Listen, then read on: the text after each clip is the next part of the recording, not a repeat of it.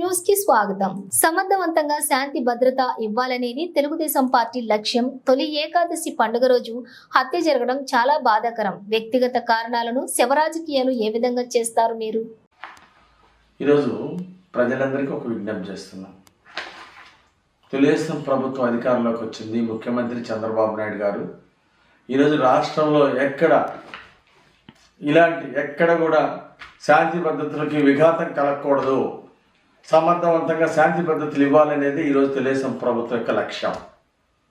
ఈరోజు వినుకొండలో తొలి ఏకాదశి పండగ రోజు ఒక దారుణమైనటువంటి హత్య జరగటం చాలా చాలా బాధాకరం.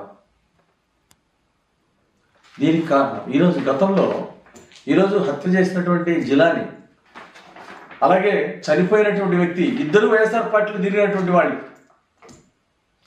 వైఎస్ఆర్ పార్టీ గ్యాంగ్లో తిరిగినటువంటి వాళ్ళు, అలాగే వైఎస్ఆర్ పార్టీ లీడర్లతో తిరిగినటువంటి వాళ్ళు. హత్య చేసిన ఆయన, అలాగే హత్య గావించబడ్డ ఆయన ఇద్దరు వైఎస్ఆర్ పార్టీలో తిరిగినటువంటి వాళ్ళు. వాళ్ళిద్దరి మధ్య వ్యక్తిగతంగా గొడవలు ఉన్నాయని చెప్పేసి గతంలో జిలానీ మీద అటెంప్ట్ మర్డర్ కేసు నమోదయ్యింది. వీళ్ళిద్దరి మధ్య కేసులు నమోదైంది. అప్పుడు ఇది వ్యక్తిగత కారణాలను మీరు శవ రాజకీయాలు ఏ విధంగా చేస్తారు? మీరు వ్యక్తిగత రాజకీయాల్ని పార్టీలకు ఏ విధంగా చుడతారు? సిగ్గుందా మీకు? వ్యక్తిగత రాజకీయాలని పార్టీలు చుట్టడం చాలా దుర్మార్గం. ప్రజల అమాయకులు అనుకోవద్దు. ఈరోజు ఈ శవ రాజకీయాలు ఇప్పుడైనా మానుకోండి. ప్రజలు చిత్తుగా ఓడించిన తర్వాత అయినా మీకు బుద్ధి రాకపోవడం చాలా బాధాకరం.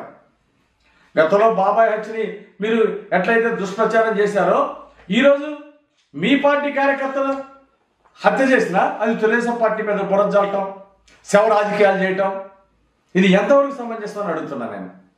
ఇప్పటికైనా శవ రాజకీయాలు మానుకోండి. ఇది చాలా దుర్మార్గం.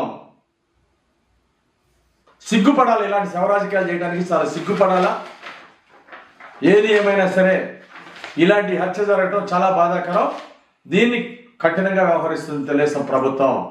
ఎవరైతే ఈ దాడికి హత్యకు పాల్పడ్డారో, ఎవరైతే ఉన్నారో వాళ్ళందరినీ కూడా కఠినంగా శిక్షిస్తాం.